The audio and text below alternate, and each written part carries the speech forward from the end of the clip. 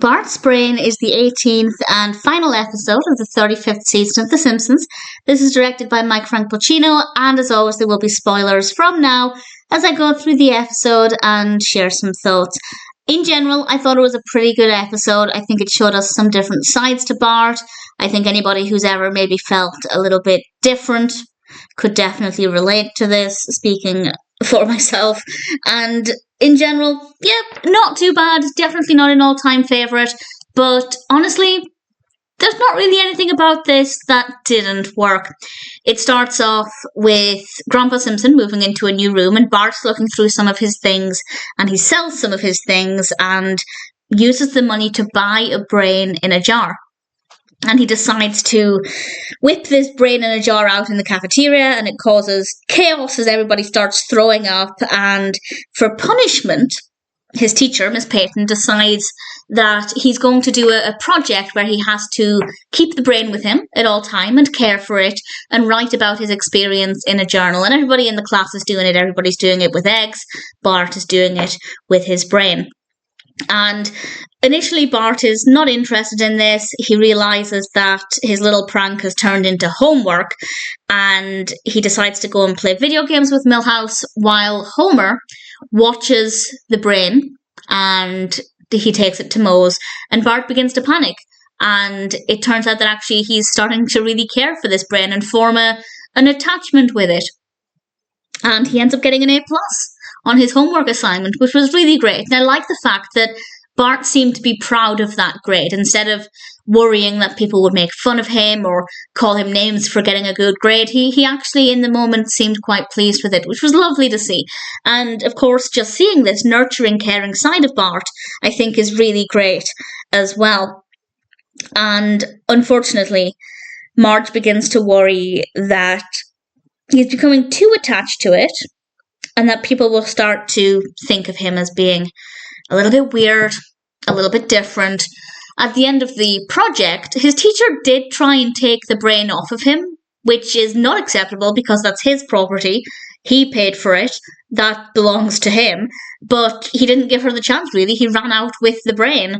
And Homer's at the grocery store and he hears people talking about Bart, calling him weird. And the family decide that, well, they take drastic action, but it doesn't seem like a very healthy approach. They basically decide to live without Bart existing. They go to church without telling him. They're just going to completely abandon him, ostensibly, and lock him inside from the outside world and live their life outdoors while he remains inside. And it just seems very cruel and harsh. And Bart realises this isn't acceptable. And I like that Bart was kind of the voice of reason in this episode, at least at this point, because he ends up going to church. He gets into his Sunday best. He goes to church with the brain, of course, and he tells Marge that his family are supposed to love him unconditionally. And this bit really was horrible. It was really horrible to experience. It was powerful. It was very well done. But up until that point, and I will say what Marge said in a moment, but at that point, I never, ever thought that his family stopped loving him. They were just concerned for him. But when Bart said that, and Marge said this was an unforeseen condition, she's basically saying, well, I don't love you. It's not unconditional because of this condition.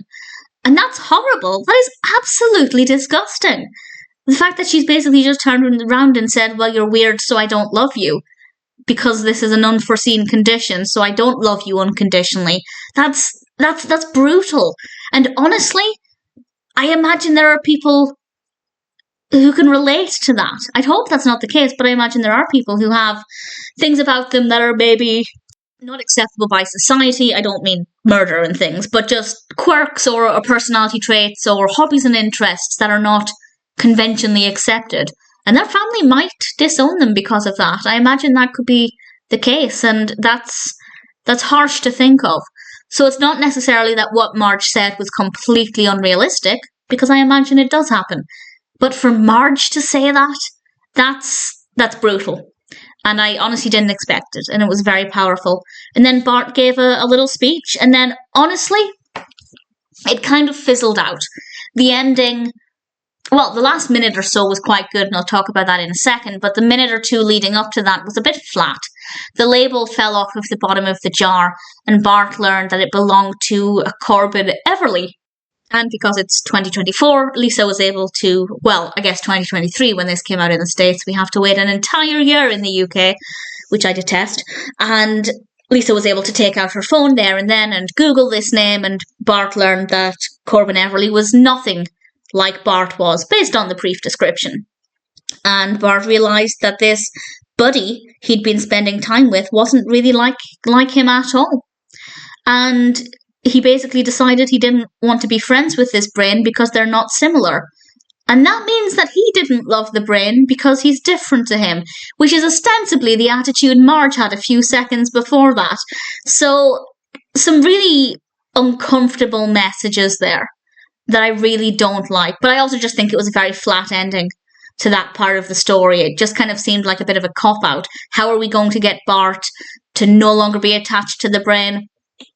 It seems like just a shrug of the shoulders. Let's just pick a random fact about the brain that Bart can learn, and he'll realise they're not identical twins, therefore Bart can't love it. And it just seemed very lazy to me. But at the very end, Bart did give the brain a send-off, and it rolled to Professor Frink, which was quite a beautiful scene, actually. It was quite well done. So the very, very end was quite nice, but the few minutes before that, not so much. It's not the worst ending to season 35, but to be honest, this season has not been the strongest. I'd say it's maybe been, plucking this out of midair, but I think probably 50% good and 50% bad. I think there were one or two episodes that I absolutely hated. I think there were maybe one or two that I really thoroughly enjoyed, and the rest were all pretty average, either slightly not that enjoyable or slightly more enjoyable. So in general, it's a pretty weak season, I'll be honest. And I know a lot of people have felt that The Simpsons has just rapidly gone downhill over the past few seasons. But to be honest, I feel like this is the first season where I'm personally really feeling that. It just seems very lazy as well. Something I've mentioned a lot with this season is that they put in so many songs. There are a couple of songs in this one as well. And it just seems really lazy in terms of the writing, because that's time they could be putting in jokes and giving us some decent comedy, some really good humour, but instead they just spent so much time with just songs and montages, and it's just ridiculous. Obviously the animation in those moments is generally okay, but it's just filling up space where they could have some actual humour and actual comedy or some clever writing, and it's very lazy. So I don't love that. Let's hope that's not a trend that will continue with the next season. And for now, I can sum up season 35 and also Bart's brain by saying the episode was pretty good. This season was mostly average. But we'll see what season 36 has in store.